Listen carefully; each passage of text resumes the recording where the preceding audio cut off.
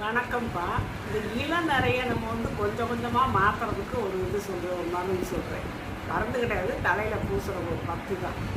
எப்படின்னா, அந்த நெல்லிக்காய் ஒரு 2ஓ 3ஓ எடுத்து தட்டி 1 ஸ்பூன் அளவு சாறு எடுத்துக்கோங்க.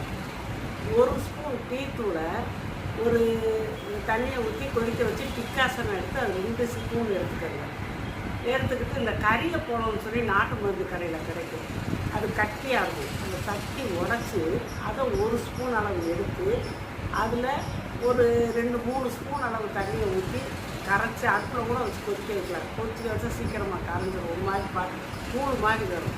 அது 3ஐயும் கலந்து அது கூட 1 ஸ்பூன் இந்த மருதாணி பொடி இருக்கு இல்லையா, அதையும் கலந்து குளன்னு வரும். அதை எடுத்து தலையில் நல்லா தடவிட்டு வேறெல்லாம் பண்ணுறாப்புல நல்லா தடவிட்டு பின்னால் 1 மணி நேரம் கழிச்சு வாரம் ஒரு தடவை 2 தடவை குளிச்சு வாங்க. இப்படியே வர